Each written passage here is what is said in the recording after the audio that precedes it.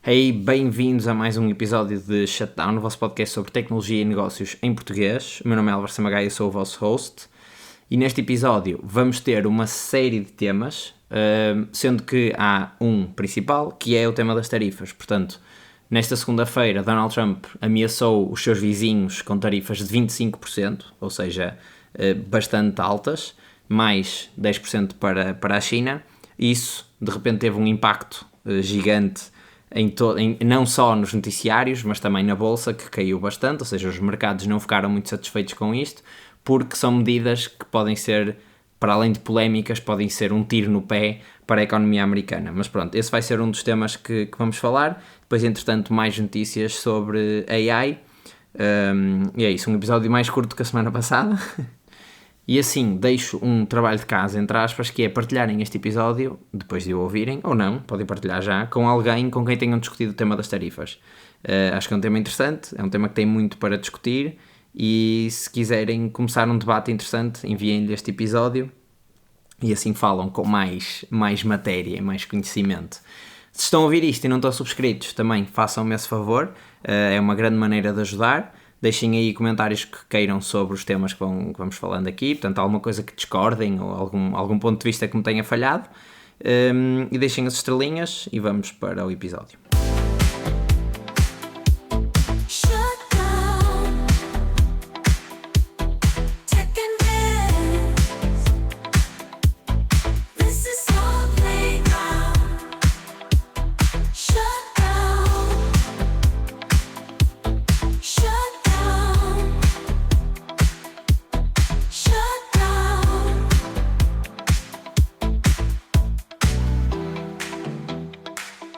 Aqui em Shutdown falamos sobre uma diversidade de tecnologias, mas há uma que ocupa a maior parte do tempo nos episódios, que é a inteligência artificial. Isto porque, para além de ser uma preferência pessoal, portanto é uma coisa que eu gosto muito de falar, é a tecnologia do momento e que promete disromper e promete mudar o maior número de indústrias e de áreas. E é certo que algumas das promessas que são feitas são sonhadoras, digamos assim, mas ainda há, efetivamente, muitos problemas onde esta tecnologia pode ser transformacional e pode ser a base de uma mudança para uma indústria inteira. E, provavelmente, vocês que estão a ouvir, até já tiveram uma série de ideias de produtos para resolver problemas pessoais ou profissionais, portanto, coisas com as quais vocês lidam no vosso dia-a-dia. E se têm ouvido o podcast, também estarão por dentro de muitas das ferramentas que vão existindo para resolver esses problemas, mas pode não ser suficiente, ou pode ser assim, se calhar uma solução um bocadinho scrappy, e é nesse gap entre saber e fazer que o patrocinador deste episódio, que é Like a Ventures, pode ser relevante. Como um venture studio, portanto uma entidade que ajuda pessoas, empreendedores e startups a crescer, pode ser crucial na fase inicial para vos ajudar a passar dessa ideia, desse problema que vocês têm e estão aí a remoer e a tentar pensar numa solução para o resolver. Portanto, pegar nessa fase inicial e transformá-lo numa empresa com sucesso. E, portanto, se vocês têm essa veia empreendedora, vão até ao site que está na descrição, ou likeaventures.co, e vejam como é que eles vos podem ajudar. Portanto, dentro dos programas que eles têm ou das maneiras como eles trabalham, vejam qual é que é a melhor para a vossa situação e não hesitem em entrar em contacto. Agora sim, vamos para o episódio. Vamos começar com o tema do momento, que são as tarifas.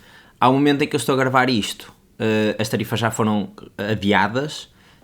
Portanto, eu estou a falar das tarifas que Donald Trump impôs aos seus vizinhos México e Canadá, por algum motivo que já vamos explorar mais à frente no episódio, mas elas foram adiadas e, portanto, neste momento estão assim num banho-maria a ver o que é que acontece. Mas basicamente sobre este tema acho que há vários tópicos em que temos de falar. O primeiro é o que é que são estas tarifas, para que é que são usadas, como é que são usadas, o que é que isto afeta, e antes de irmos a estas perguntas todas, se calhar vou dar aqui um contexto histórico engraçado, uma historinha sobre as tarifas, em que a seguir à Segunda Guerra Mundial, a Alemanha, da parte oeste, começou a importar muito frango dos Estados Unidos. Tanto que aquilo a que viria a ser agora a União Europeia, portanto, na altura não sei qual é que era o nome, por acaso não pesquisei essa parte, mas uma Comissão Europeia, algo do género, uma União de Países Europeus, impôs uma tarifa de importação nos frangos americanos para a Alemanha. E efetivamente isso desceu bastante o valor das importações, portanto os alemães, em vez de pagarem $1 e pouco por um frango, começaram a pagar $2 e tal. Então o que é que os americanos, para repostar, fizeram foi: vamos pôr uma tarifa naquele produto que é o mais conhecido, o mais não é sofisticada a palavra, mas é o mais importante no Estados alemão, que na altura eram os caminhões e carrinhas, incluindo a clássica pão de forma Volkswagen, e efetivamente isso desceu bastante as vendas, tanto que parou quase de ser vendida. No meio disto tudo, quem é que ficou a perder foram os consumidores, os alemães, porque continuaram a comer frango mais caro, e os americanos, porque deixaram de ter a opção de comprar carros alemães. Pronto, mas como é que funcionam então estas tarifas? Esta tarifa foi por volta de 1950, 1960, sendo que agora ainda estão em prática, portanto ainda há uma tarifa de 25% para caminhões da Volkswagen a entrar nos Estados Unidos. Mas agora sim, o que é que são as tarifas? As tarifas, no fundo, são impostos que os países impõem, e impõem isto unilateralmente, sobre importações. O que é que isto significa? Ou seja, nós estamos cá em Portugal, não é? E eu vou importar um iPhone dos Estados Unidos, e se houver uma tarifa de importação que o Estado português põe, ou seja, não são os americanos, não é? Que o Estado português põe de 10%, o que vai acontecer é: o iPhone custa 1.000€, por exemplo, nos Estados Unidos. Quando eu importar para Portugal, há um acrescento de 10%, portanto ele passa a custar 1.100. O que é que pode acontecer aqui? O importador dos iPhones pode absorver esse custo e, portanto, vai vendê-lo a perder um bocadinho, vai descer um bocadinho a margem, mas se calhar acha que os iPhones a 1.100 já não vão vender tanto em Portugal e consegue na mesma ter margem e, portanto, mantém o preço e absorve-lo o custo da tarifa. Pode dividir ali mais ou menos, 5% aumenta o preço, 5% eu faço a perda, ou então aumenta 100% do preço, porque isto é imposto e, portanto, não vou ser eu a ficar com esta perda, vão ser os consumidores, se quiserem comprar iPhones, que paguem esta tarifa. E, portanto, o que é que acontece?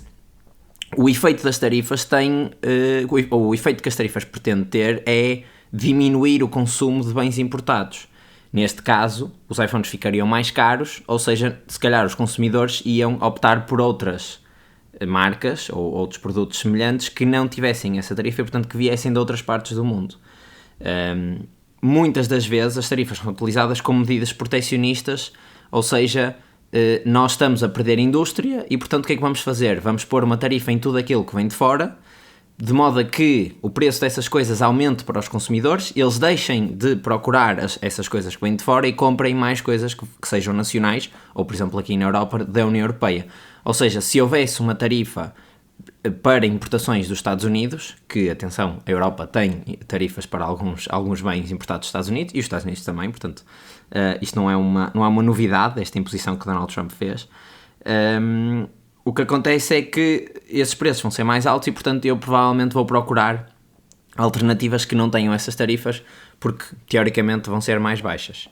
O que é que acontece? Acontece que, normalmente, uma imposição de tarifas faz com que, sim senhor, o preço das coisas que são importadas aumente instantaneamente, porque passa a haver um imposto de X% que é colocado por cima do valor daquela importação, mas é um mito que os bens que são produzidos a nível nacional não vão aumentar de preço. Portanto, eu estou a falar isto verificou-se quando em 2018 Donald Trump impôs uma tarifa sobre as máquinas de lavar, porque disse que estavam a perder esse tipo de indústria nos Estados Unidos e, portanto, a lógica foi: vou encarecer aquelas que são importadas, portanto, aquelas que vêm de fora dos Estados Unidos, de modo a que as que são feitas cá tenham uma vantagem de preço e que as pessoas procurem mais essas e, portanto, que volte a alimentar a indústria americana de produção de máquinas de lavar. O que aconteceu foi que subiram todas, porque umas subiram artificialmente, estavam a pagar mais imposto, e as outras subiram porque numa primeira fase começaram a ter mais procura e, portanto, puderam subir os preços e de repente alinharam-se pelas outras, só com margens maiores, ou não pagando aquele imposto, porque se calhar elas provavelmente também seriam mais caras de produzir nos Estados Unidos. A lógica de Donald Trump era: vamos criar mais empregos, e efetivamente na altura foram criados mais empregos, foram criados mais 1.800 empregos, principalmente de marcas estrangeiras que se localizaram nos Estados Unidos, portanto que moveram as suas fábricas para os Estados Unidos, Samsung, LG, etc. Por acaso a LG acho que é americana, portanto a Samsung principalmente. Mas o que é que aconteceu? Isso fez com que os Estados Unidos ganhassem anualmente 80 milhões de dólares, e Donald Trump diz que as tarifas vão fazer com que os Estados Unidos se tornem ainda mais ricos, e que possam pagar a dívida dos Estados Unidos, que está cada vez maior, portanto já está em várias vezes o PIB americano, e portanto eles querem descer isso, e acho que é uma preocupação legítima, portanto, descer isso, mas a principal razão pode ser também cortar depois os impostos sobre os rendimentos das pessoas, ou seja, se o Estado tiver income de outro sítio, eu posso cortar em outras fontes de receita para o Estado, não é? As fontes de receita para o Estado são aqui, são impostos. Portanto, se eu aumentar os impostos de um lado, posso cortar noutros. Mas voltando então aqui à questão à história das máquinas de lavar. Portanto, os Estados Unidos, com essa imposição de tarifas sobre as máquinas de lavar, capturaram 80 milhões de dólares por ano, mas os consumidores americanos gastaram mais 1,5 mil milhões de dólares por ano. E, portanto, os tais 1.800 trabalhos que foram criados, cada um deles custou cerca de 800 mil dólares ao Estado americano. Ou seja, como estratégia de criação de trabalhos, não foi uma estratégia muito interessante, porque se eu tiver de pagar 800 mil dólares para criar um posto de trabalho, há outras maneiras mais eficientes de fazer aumentar o número de postos de trabalho numa determinada área, e aqui acho que a magnitude do valor fala por si. Mas então o que é que aconteceu agora neste caso? Neste caso, Donald Trump impôs 25% de tarifas em todos os bens importados, tanto do México como do Canadá, exceto petróleo e gás natural vindo do Canadá, e já vou explicar porquê. Estes teriam uma tarifa apenas de 10%. Também impôs 10% em todos os bens que vêm da China, e aqui é across the board. Porquê que isto é relevante? Primeiro, a tarifa para a China acho que não causou muito barulho, porque efetivamente os Estados Unidos e a China têm ali uma rivalidade, e portanto faz sentido que essa rivalidade política ou geoestratégica também se reflita depois em rivalidade económica e em políticas económicas. No entanto, com o Canadá e com o México não faz sentido nenhum, porque em 2018 Donald Trump, que estava em mandato, renovou um acordo que se chama NAFTA, que é um acordo entre exatamente o México e o Canadá para free trade, ou seja, todas as importações e exportações de uns para os outros não pagam impostos. E, efetivamente, o México e o Canadá são os parceiros primordiais dos Estados Unidos. Porque são países relativamente pacíficos, não digo internamente, mas em relação aos Estados Unidos, portanto, acabam por alinhar ali nas políticas americanas. 2, pela sua posição geoestratégica, portanto, estão ali ao lado, faz sentido que sejam países aliados. E 3, porque a maior parte das importações do Canadá e do México vão para os Estados Unidos. Quando eu digo a maior parte, é cerca de 80%. Ou seja, 80% dos bens que são produzidos no Canadá e no México são vendidos a alguém ou empresas nos Estados Unidos. E, portanto, quando os Estados Unidos diz vamos pôr 25% de tarifas em todos os bens importados para o Canadá, o que acontece é que muitas das empresas vão ver a procura pelos bens que estão a produzir muito diminuída, porque se de repente eu como consumidor, isto que vem do Canadá, ou um item que vem do Canadá custa 25% mais do que um item que vem dos Estados Unidos, se calhar vou comprar o dos Estados Unidos, e portanto aquilo que vem do Canadá acaba por ter uma procura menor, e estimava-se que se estas tarifas entrassem em execução, que o Canadá e o México entrassem numa depressão, estão a faltar a palavra, numa recessão económica, desculpem, com um crescimento negativo do PIB. Acho que era 3%, do estudo que havia era 3% no Canadá e 2 e pouco no México. Mas que bens é que isto ia afetar? Portanto, 10% sobre petróleo e gás natural. E porquê é que aqui é mais baixo? Porque 25% do petróleo que os Estados Unidos usa vem do Canadá e as suas refinarias estão muito preparadas para receber o petróleo específico do Canadá, e é de notar que outro petróleo que é compatível também com estas refinarias é o petróleo venezuelano, que não tem as melhores relações com os Estados Unidos e, portanto, eles não querem perder a amizade, entre aspas, com o Canadá nessa área, e porque 99% do gás natural que os Estados Unidos utiliza vem do Canadá e, portanto, isso ia ser só um tiro no pé, porque os preços iam só aumentar e eles não tinham sequer outra maneira de combater isso. Portanto, não tem uma produção nacional relevante para as pessoas terem escolha e poderem escolher outro tipo de itens.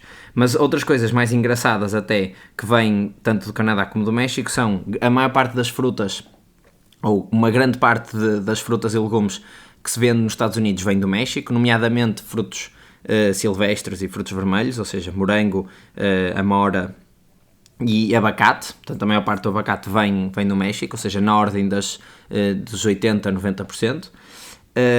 80% da cerveja que é consumida nos Estados Unidos vem do México e cerca de 90% da tequila e mezcal também vem. Esta aqui acho que era mais óbvia, mas a da cerveja é surpreendente. 80% das batatas fritas congeladas que os americanos comem vem do Canadá e 70% da madeira que é utilizada para construção nos Estados Unidos vem também do Canadá, e maple syrup, mas pronto, este aqui acho que é um bocadinho mais óbvio que viria do Canadá porque é um produto canadiano. Qual é que é o grande impacto aqui? Ou porque é que isto deu muito que falar? Primeiro, porque uma parte da campanha de Donald Trump foi feita sobre a premissa de que ele ia controlar a inflação. Portanto, os americanos estão fartos dos preços estarem a aumentar, apesar de terem uma das inflações mais controladas no mundo, mas estão fartos dos preços estarem a aumentar e do poder de compra deles não estar a acompanhar. E, de repente, Trump nos primeiros dias, faz uma série de medidas que são inflacionárias, portanto, que vão naturalmente aumentar a inflação. Portanto, eu vou aumentar os impostos sobre bens importados. Alguns destes bens importados, e aqui é que está a chave, são bens que os Estados Unidos não produz, e, portanto, se eu quiser comprar aqueles bens, eu vou ter de pagar o imposto, comer e calar, digamos assim. E como a tarifa é sobre todos os bens importados, acontece muitas vezes que nas fronteiras, tanto do Canadá como do México, existem muitas fábricas que se colocaram lá estrategicamente por facilidade de movimento de bens. E muitas destas fábricas fazem peças para produtos acabados. Ou seja, quando eu, por exemplo, estou a construir um carro, eu se calhar há uma fábrica que faz, eu como construtora de carros não faço todas as peças do carro. Se calhar há uma fábrica que me vai fazer os assentos do carro. E esses assentos do carro não são produtos de consumo do consumidor final, ou seja, eu não vou a uma loja comprar um assento de um carro. Mas Ford, por exemplo, que é uma marca americana, se calhar compra assentos de carros a uma fábrica que está no México, ali na fronteira, porque acaba por ser mais barato e porque tem mais facilidade em ter algodão ou qualquer coisa do género. O que é que acontece? Todas as trocas de fronteira de um lado para o outro vão levar com um imposto de 25%. E, portanto, de repente, uma peça que se calhar passa 5 ou 6 vezes pela fronteira encarece numa porcentagem absurda só por causa de todas as trocas, todos os movimentos interfronteiriços. Ou seja, não é só sobre os bens de consumo finais e, como eu disse, abacate, morangos e cerveja, portanto, que as pessoas vão ver um acréscimo. As próprias fábricas americanas vão ver um acréscimo tanto nos materiais como nos produtos semi-acabados que usam para depois produzir os seus produtos. Isto faz com que essas fábricas tenham custos maiores e que, portanto, os seus produtos de consumidor final sejam também mais caros, mesmo os americanos, e, portanto, desvirtua aqui a questão de diminuir o consumo fora. E, para além disso, como estes produtos são mais caros, torna-os menos competitivos face a exportações. Portanto, se for uma fábrica americana, estou a levar com as tarifas porque metade das minhas peças vem do México e do Canadá. E de repente o carro que eu estou a produzir, vamos dizer que sou uma fábrica de carros, o carro que eu estou a produzir é mais caro do que o carro que eu e quero exportar esse carro para a Europa, e portanto as marcas europeias lá acabam por ter vantagem porque não estão a pagar estas tarifas parvas de andar de um lado para outra fronteira. Eu próprio, como americano, vou perder competitividade e portanto vou perder a capacidade de exportar, e portanto mais um tiro no pé. Estas coisas todas acabam por não fazer sentido, aliado, ainda por cima, a uma política de remigração. Ou seja, eu quando vou fazer remigração, e aqui quando falo de remigração é retirar as pessoas que estão não em estado de imigrante ilegal, mas sim em estado de, por exemplo, de proteção por causa de serem refugiados ou algo do género, ou seja, que ainda não são cidadãos, mas têm algum tipo de permissão para estar no país, e Donald Trump já avisou que em alguns países ele vai retirar esses estatutos temporários e, portanto, as pessoas passam a estar ilegais e têm de voltar ao seu país. Todas essas pessoas vão sair do mercado de trabalho e, portanto, vão abrir muitas vagas de trabalho. Abrir muitas vagas de trabalho é uma medida altamente inflacionária, porque as que passam a estar disponíveis, as pessoas vão querer meter lá alguém, e com o desespero porque não há, e os Estados Unidos estão num all-time low de desemprego, ou seja, nunca houve tanto emprego nos Estados Unidos, acho que desde a década de 60, se retirarmos estas pessoas todas, de repente há uma necessidade gigante por pessoas, e as pessoas que vão compensar esses trabalhos vão pedir mais dinheiro, naturalmente, ou seja, os salários vão aumentar, mas os custos das empresas também vão aumentar, e podemos entrar aqui numa espiral inflacionária e, portanto, perder o controle tanto do custo como depois do poder de compra. Mas voltando aqui às tarifas, o que me parece, e agora numa perspectiva mais da opinião e menos do que é que acontece com as tarifas, o que me parece é que estas tarifas foram utilizadas como método político para obter algum tipo de troca ou algum tipo de serviço do país. Ou seja, o que é que isto significa? As tarifas são muito sticky, portanto elas ficam, e não há grande incentivo a retirar tarifas unilateralmente. Ou seja, eu quando ponho uma tarifa à partida é porque quero diminuir o consumo de um dado bem que vem de um dado país, não é? E se eu quiser diminuir esse consumo, provavelmente o que eu estou a fazer é prejudicar a produção e a economia desse outro país. Portanto, eu usei isso também como uma arma política, digamos assim. Se eu remover as tarifas unilateralmente, porque é um imposto que eu coloco sobre as minhas importações, a única coisa que eu estou a fazer é favorecer e ajudar as pessoas, os outros países que estão a exportar para mim. E Donald Trump disse que o México e o Canadá devem-nos muito dinheiro, isto foi o pior deal da história, o deal que ele fez em 2018, e que disse na altura que era o melhor deal da história. Eles devem-nos muito dinheiro, nós estamos a importar basicamente coisas de borla, eles deviam estar a ter deviam estar a dar mais dinheiro, etc, etc, etc. Para além disso, Donald Trump... mas voltando ao tema das tarifas serem sticky, portanto não há grande vantagem em remover as tarifas, tanto que é raro isso acontecer, ou seja, aquele exemplo das carrinhas Volkswagen ainda existe, ou das máquinas de lavar ainda existe. O governo de Joe Biden não removeu nenhuma das tarifas de Donald Trump, e lá está, isso pode ser usado como moeda de troca. Portanto, eu posso impor tarifas para prejudicar economias, como posso dizer, olha, faz isto e eu tiro a tarifa sobre aquele produto que é muito importante para ti, para aumentar a tua economia. Portanto, tem aqui esta alavancazinha geopolítica. E eu acho que foi exatamente nessa perspectiva que Donald Trump usou, ou que ameaçou usar as tarifas. O mais estranho é ser em países que são vizinhos. Portanto, Donald Trump disse que estavam a entrar muitos imigrantes ilegais pelas suas fronteiras, e principalmente muita droga, nomeadamente o fentanil, que é um opioide muito mais forte do que a heroína, mas os efeitos são semelhantes. Ele diz que há uma epidemia de opioides nos Estados Unidos, e efetivamente há, e muito dessa droga entra pela fronteira do México, não entra, no entanto, pela fronteira do Canadá. Durante o ano passado, acho que o total de droga desse tipo que foi associada à fronteira do Canadá foram tipo 19 quilos versus dezenas de milhares de quilos na fronteira do México. Mas pronto, ele utilizou esses dois argumentos, sendo que no México teve resultado, portanto eles enviaram uma série de militares para a maior patrulha da fronteira e os Estados Unidos voltou atrás na imposição das tarifas. E no Canadá também, mas de uma forma muito diferente, que foi, ou melhor, de uma forma retorcida, que foi, portanto, o Trump ameaça com as tarifas, os canadianos ripostam e colocam também 25%, mas aqui em bens selecionados, principalmente de empresas que vêm de red states. O que é que são red states?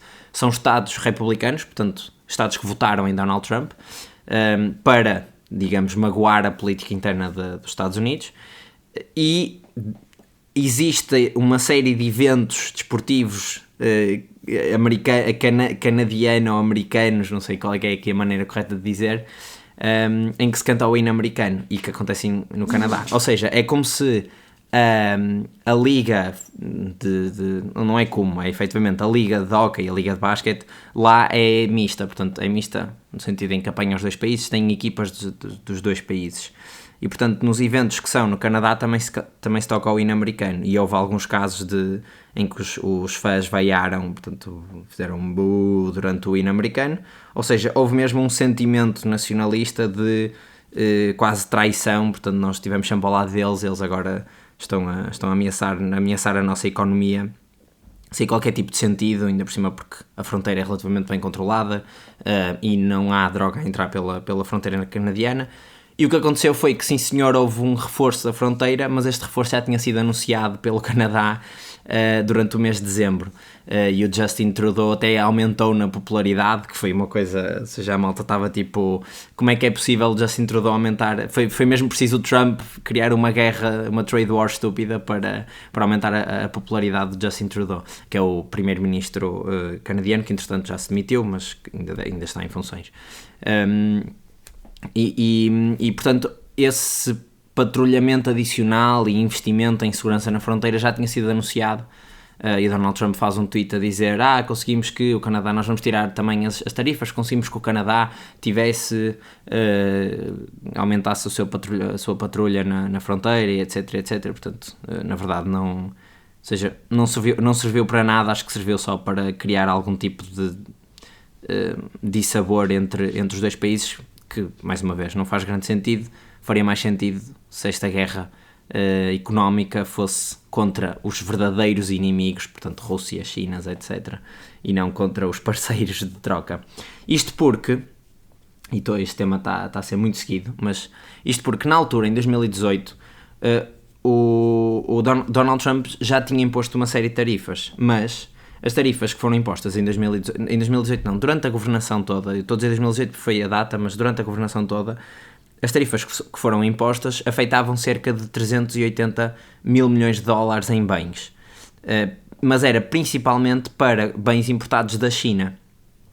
Entretanto, este ano as tarifas estimam-se, elas depois não aconteceu, mas estima-se que chegassem a 1.4 bilhões de dólares de bens, ou seja, cerca de 3 a 4 vezes mais do que nas outras, e portanto ia afetar mesmo muito a vida dos americanos, as coisas iam ficar certamente muito mais caras.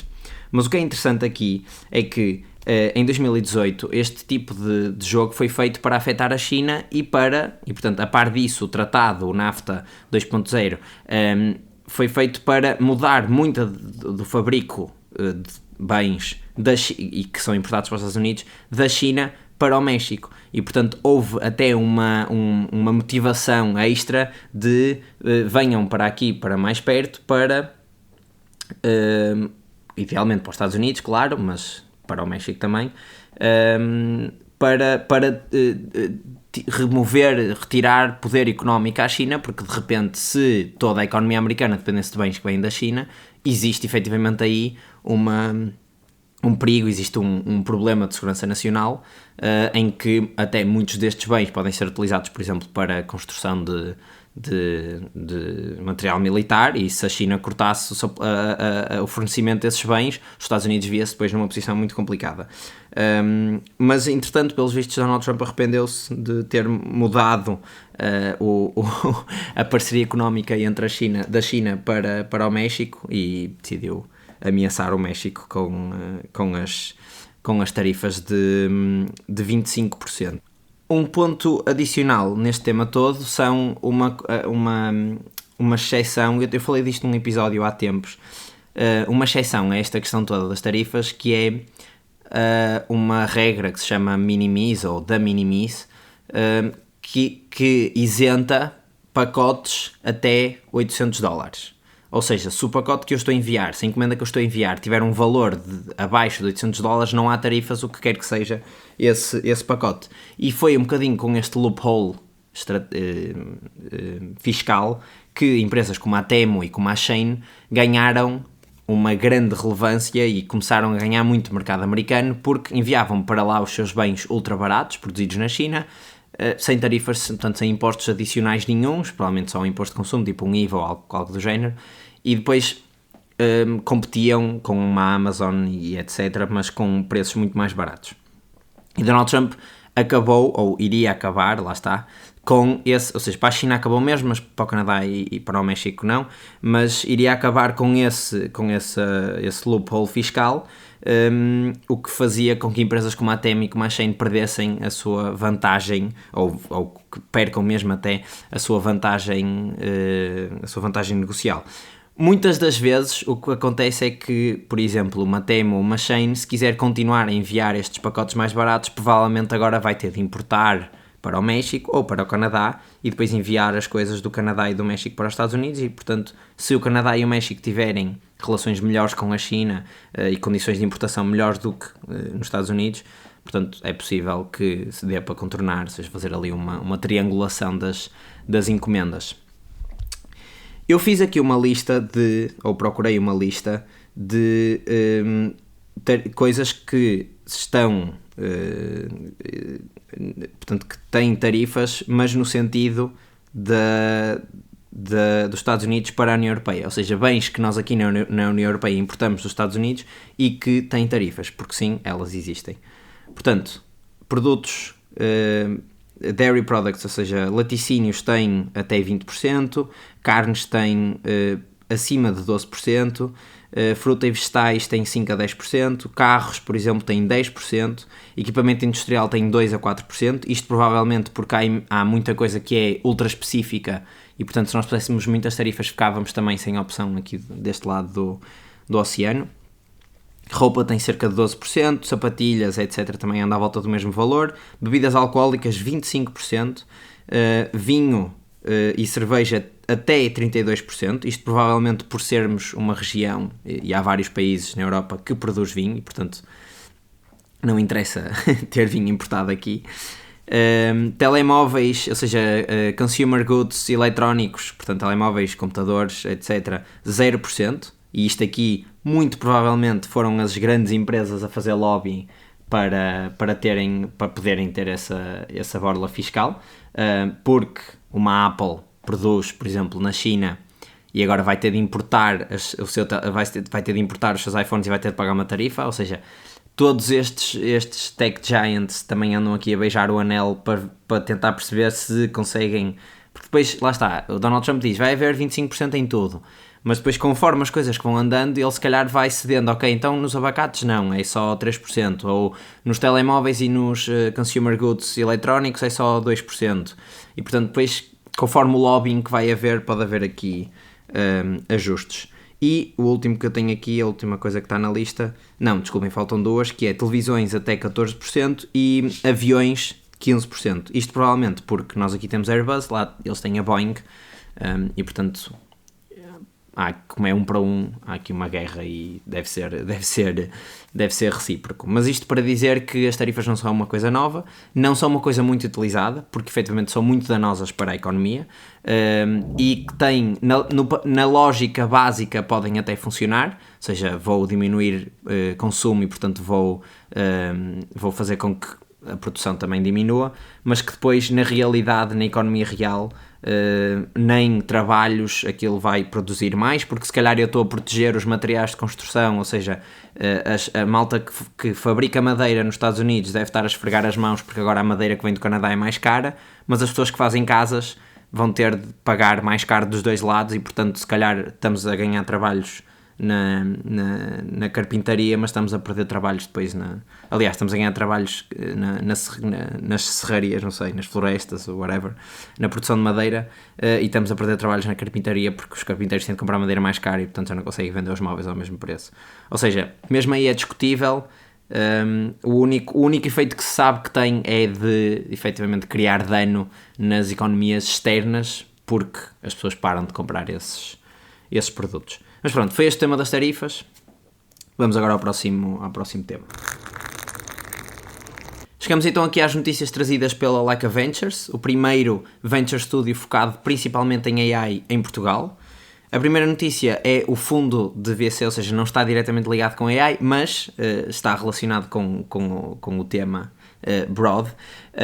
O fundo VC Cherry Ventures, que é um fundo que está baseado em Londres, levantou agora um fundo, passando aqui o pleonasmo, ou seja, o quinto fundo do fundo da empresa Fundo VC Cherry Ventures, no valor de 500 mil milhões de dólares, portanto meio bilhão, e o objetivo deles é investir na primeira empresa, na primeira trillion dollar company europeia, trillion americano, portanto uma empresa que valha 1 bilhão não americano. Ou seja, eles têm malta de empresas tipo Spotify e outras que tais aqui na Europa, e o objetivo é mesmo acelerar o ecossistema europeu, que está a ficar para trás, tanto a nível de inovação, tecnologia, como principalmente na área da AI, e portanto o foco deles e a carta que eles escreveram, eu vou deixar aqui no link para vocês lerem, o foco deles é exatamente chegar a uma empresa que tenha uma avaliação de 1 bilhão de dólares. A outra notícia vem da OpenAI, portanto, a OpenAI agora lançou um novo agente. O primeiro agente era o Operator, agora lançou um segundo agente que é o Deep Research, ou chama-se, é um modo novo de interagir com o ChatGPT. Vai estar disponível para os utilizadores do Pro, portanto para aquele plano dos 200 euros, que de repente começa a aparecer um valor muito mais aceitável face a só ter acesso a um modelo mais capaz. Esse modelo que a versão mini também está no Plus, mas basicamente o que é que este Deep Research faz? Faz o que o nome indica, faz uma procura super profunda num tema X qualquer e retorna um relatório com quase qualidade de tese de mestrado sobre esse tema. E eu disse tese de mestrado porque naturalmente acho que é para aí que a utilização mais óbvia vai, ou seja, eu quero saber sobre um tema super específico académico e portanto o modelo vai fazer research naquele tema, vai ler papers, eu posso lhe dizer foca-te só em high quality papers, portanto papers de Science ou de Nature ou qualquer coisa do género sobre aquele tema, e vai-me trazer uma metodologia para eu conseguir resolver o meu problema, vai-me trazer um estado da arte totalmente escrito e descrito e estudado sobre essa metodologia. O demo que eles fizeram no vídeo, portanto, demorou tipo 7 minutos a correr, ou seja, o objetivo não é ser uma interação rápida, até porque o modelo faz algumas perguntas do género, eu peço-lhe uma tese sobre biologia molecular numa área específica qualquer, na mitose ou qualquer coisa, e ele depois faz-me perguntas, ok, mas queres saber mais sobre esta área, que protocolos é que achas mais interessantes, etc, e portanto ele depois vai atrás desses artigos e cria uma coisa muito mais profunda e utiliza essas ferramentas, que no fundo é isso que é um agente, é uma LLM capacitada de ferramentas para aí conseguir fazer mais ações e ações mais interessantes, e retorna uma tese de mestrado. Eu até fiz um tweet no outro dia que era uma tese de mestrado, agora no fundo custa 200 euros, e depois ainda temos acesso ao Sora e ao 3 Mini e às outras brincadeiras todas da OpenAI durante o resto do mês, porque é verdade, estes modelos já são capazes de escrever. Ou seja, eu, se fosse um aluno, claro que teria de fazer toda a parte experimental e tirar resultados e não sei o quê, mas depois provavelmente conseguia passar-lhe esses resultados e ele escrevia uma tese muito melhor do que aquela que eu conseguia. Ou seja, isto vai trazer certamente desafios à educação e à maneira como, principalmente à avaliação da educação, que pronto, vamos ter de nos adaptar, porque as coisas estão a mudar super rápido e já não voltam atrás, não é? Mas não é só research académica. Portanto, outro exemplo que eles deram lá na demo foi, eu quero comprar um par de skis, encontra-me qual é que é o melhor par de skis, e portanto ele depois pergunta, ok, mas que tipo de esquiador és tu? És mais de montanha ou és intermédia ou és avançada, etc. E ele vai aonde conseguir procurar skis, portanto se calhar vai ao site da Decathlon, vai ao site da Quicksilver ou da Head, etc. Vai procurar os skis, vai tentar cruzar preços, informação que tenha no site sobre os produtos, etc, etc, e depois retorna um relatório com qual é que é a melhor compra, porquê, quais é que são os prós e contras, e portanto no fundo é é como se tivéssemos alguém a trabalhar para nós, a pesquisar sobre os temas que nos são relevantes e, portanto, a entregar-nos relatórios. É como ter um analista ali sempre à mão, mas com conhecimento de doutorado, de PhD. Portanto, acho que vai ser interessante ver o que é que as pessoas vão fazer com esta Deep Research, porque certamente que quando eles desenvolvem uma coisa, há sempre pessoas a utilizar os produtos deles de maneiras que eles nunca imaginaram. E acho que é aí que está também o interesse. Ainda sobre a OpenAI, eles, juntamente com o SoftBank, que é um dos investidores do projeto Stargate, apresentaram uma joint venture nova, portanto, digamos que uma empresa nova que se chama SB, de SoftBank, OpenAI Japan, e vai ser no Japão. Ela foi apresentada pelo Masayoshi Son, acho que disse bem o nome, que é o diretor, ou presidente do SoftBank, e pelo Sam Altman. E o objetivo é criar um produto que se chama Crystal Intelligence, que no fundo vai ser um AI para implementar em empresas. Vai começar por ser implementado nas empresas do grupo SoftBank, como tem empresas como o ARM ou a PayPay. O ARM é uma empresa de chips, no fundo, e o PayPay é um serviço de pagamentos online, e o objetivo deles é acelerar processos como respostas a e-mails, marketing, ou seja, várias operações dentro da empresa, várias tarefas que são repetitivas e que podem ser aceleradas com AI. E o que me parece é que eles estão a criar do género de, ou seja, pegar nos modelos que já têm e criar uma nova interface, uma nova maneira de ligar aquilo a todos os processos e sistemas das empresas, porque não há muito detalhe, por isso é que eu estou a dizer que é o que me parece, para acelerar, lá está, alguns destes processos e suportar os trabalhadores noutros processos. O SoftBank disse que se ia comprometer a gastar 3 mil milhões de dólares por ano a implementar este Crystal dentro das suas empresas. E agora, uma última notícia, que são duas. Tanto a OpenAI como a Perplexity apresentaram soluções para governos, neste caso para o governo americano, só. A OpenAI apresentou o ChatGPT Gov, que no fundo é a mesma interface do ChatGPT, só que em vez de estar hosted nos servidores da OpenAI, pode estar hosted nos próprios servidores do governo, ou seja, na cloud que eles preferirem, com mais segurança, e portanto não tem qualquer tipo de problema em a utilização que eles dão ao ChatGPT um dia possa ser hackeada, porque estaria na OpenAI, e a Perplexity simplesmente ofereceu os seus planos Pro a trabalhadores do governo. Portanto, todas as pessoas que tenham um e-mail que acaba em .gov, que é, digamos, a terminação lá nos Estados Unidos, têm acesso aos modelos Pro. Eu acho que isto foi a maneira destas empresas também se juntarem ao tal movimento de Big Tech with Government, o Kiss the Ring, não é, de Donald Trump, de uma maneira que eu acho mais útil do que só oferecer dinheiro para o Inauguration Fund, mas sim, é isso. Eles agora apresentaram uma série de soluções para governos e provavelmente apresentarão outras para outras áreas, talvez para health, por exemplo, mas acho que para já é só isto que temos. Agora, umas notícias mais pequeninas, ambas relacionadas com o país vizinho aqui ao lado.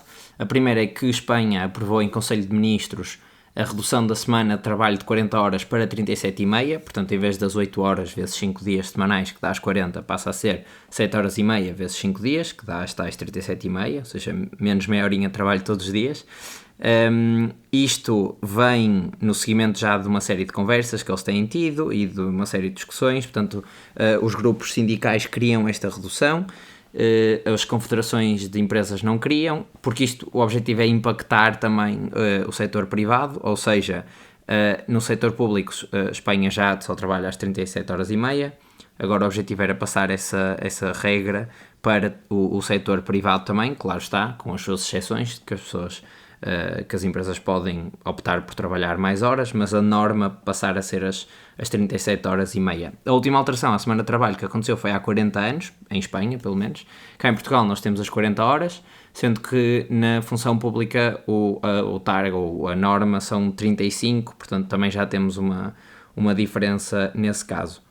A segunda notícia está relacionada com a Glovo, mais especificamente com o seu CEO, que tem um processo judicial em cima por violar leis do trabalho. E porquê que isto aconteceu? Portanto, houve uma auditoria lá em Espanha, à Glovo, e teoricamente a maneira como eles tratavam os riders, portanto a malta que entrega as refeições e etc., desrespeitava as leis do trabalho. Ou seja, muitos destes riders são freelancers, e, portanto, têm contratos de prestação de serviço, e estes contratos de prestação de serviço, em Espanha e em Portugal também, têm uma série de medidas que são específicas para aquele contrato. Ou seja, eles não sendo empregados não podem ter direito a, por exemplo, as mochilas, porque isso é material de trabalho, nem às motas, nem nada do género, não podem ter direito a seguros de saúde. O que acontece depois é que, ou seja, se a Glovo quisesse dar este tipo de perks, teria de os contratar e não pode dar sendo eles freelancers. O que aconteceu foi que houve uma alteração na lei e estes trabalhadores de gig economy passam a ter mais direitos e provavelmente terá havido ali um mismatch entre as coisas que a Glovo estava a fazer e as coisas que teria de fazer. Em Portugal também há uma conversação, mas o CEO da Glovo disse que havia diálogo, ou seja, que não havia ainda um processo em cima dele, e portanto ele pode mesmo apanhar os 6 anos de prisão se não respeitar. A decisão da Glovo foi resolver o assunto da maneira mais rápida possível e sem levantar grandes histórias. Portanto, dos 30 mil riders que tem no país, vai contratar 10 mil a full time e, portanto, eles aí vão ter de cumprir horas e vão ter um horário e vão ter uma série de outros benefícios, mas também de outras obrigações que os freelancers não têm. E, portanto, vai haver menos couriers, porque, na verdade, couriers ou riders, porque, na verdade, estes 10 mil que vão trabalhar a full time vão cobrir o tempo que os outros 20 mil que não vão ficar fariam, e vai ter um custo, acho que ele estimou, de 100 milhões de euros por ano, adicional, não é? Porque vai ter contratos de trabalho, vai ter de repente contratar 10 mil pessoas à pressa, e portanto vai ser um processo vai ser o maior processo de contratação da história do país. E se calhar Portugal está a ver o que é que acontece para depois fazer o mesmo aqui, por exemplo.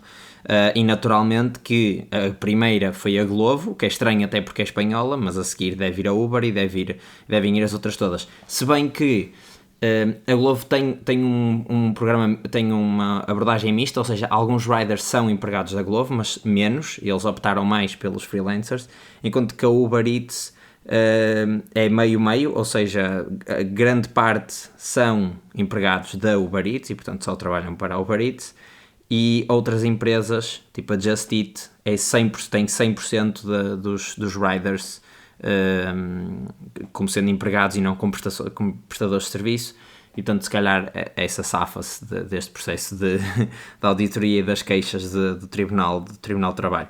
Entretanto, não há ainda notícias sobre isso, mas se houver, eu depois também partilho aqui. Bem, chegamos ao final do episódio. Como eu disse no início, eu acho que era fixe vocês partilharem isto com alguém com quem tenham discutido este tema das tarifas, até para dar mais contexto e para depois criar uma nova discussão mais interessante, com mais factos e mais conhecimento. Digamos que é assim o trabalho de casa, entre aspas. E se estão a ouvir isto e não forem subscritos ainda, parem de ouvir, até porque já está no final, e vão subscrever, não se esqueçam. Deixem também as estrelinhas e vemo-nos para a semana.